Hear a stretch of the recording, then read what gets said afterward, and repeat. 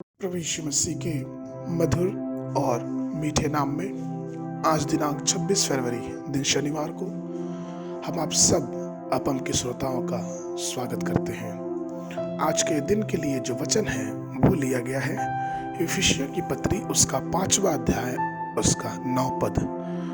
वचन इस प्रकार से कहता है, क्योंकि ज्योति का फल सब प्रकार की भलाई और धार्मिकता और सत्य है।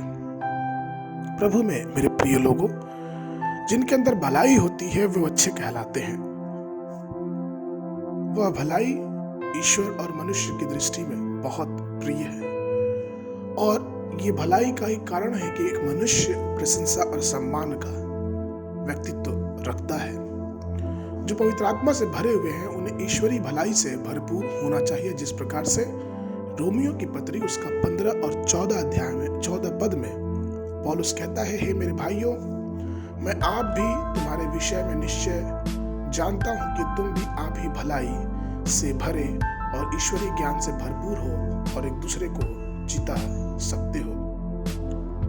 हमेशा इस बात का ध्यान रखना चाहिए कि जब हम एक पानी के फव्वारे को देखते हैं जो झरने के समान पानी फेंकता है, तो वो फव्वारा बहुत उस पानी के प्रभाव को बहुत हल्के रूप से फव्वारे के समान बाहर फेंकता है। वैसे ही एक मनुष्य जिसका हृदय भलाइयों से भरा होता है वो अपने व्यक्तित्व को बहुत ही अच्छे रूप से दूसरों के सामने प्रकट करता है।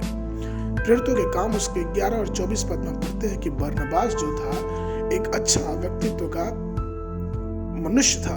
उसने अपना सब कुछ बेचकर प्रेरितों के चरणों पर रख दिया ताकि उस धन से सेवकाई और विधवाओं और गरीबों की मदद की जाए। इसके अलावा ये वही बरनबास है जब सब चेले शाऊल के खिलाफ थे अर्थात पौलुस के खिलाफ थे, तो ये वही था जिसने पौलुस को स्वीकार किया और सिर्फ स्वीकार किया ही नहीं लेकिन अपनी भलाई के कारण पौलुस की सेवकाई में समर्थन किया और उसके कई मिशन कार्यों में वो उसका यात्री भी रहा। परमेश्वर हमारे भलाई के जीवन को देख के खुश होता है और हमें और अनुग्रह और आशीष से भरता है। आज के वर्तमान समय में बहुत से मसीहियों का जीवन एक चुनौतीपूर्ण जीवन बना हुआ है। क्यों?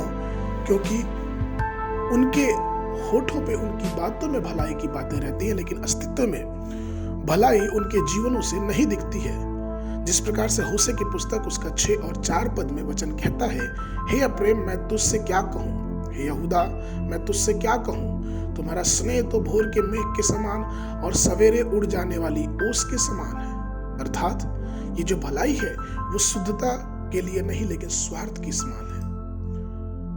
परमेश्वर हमेशा ही प्रयास करता है कि एक मनुष्य अपना जीवन बहुत अच्छे से बिताए, लेकिन जीवन को व्यक्तित्व में लाना, जीवन को वर्तमान समय में खुद से चलना, यह हमारे खुद पे निर्भर करता है।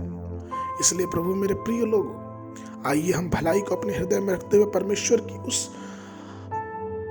असीम भलाई को अपने जीवन में याद करें और अपने भी जीवन को भलाई में इस संसार में बिताए, जिससे हमारी भलाई को देख के लोग उस भले परमेश्वर की बड़ाई करें जो स्वर्ग में विराजमान है। आज के मनन के लिए जो पद है वो लिया गया है रोमियो की पत्री उसका 15-14 पद। वचन इस प्रकार से कहता है, मेरे भाइयों, मैं आप भी तुम्हारे विषय में निश्चय जानता हूँ कि तुम भी आप भलाई से भरे और ईश्वरीय ज्ञान से भरपूर हो और एक दूसरे को जिता सकते हो।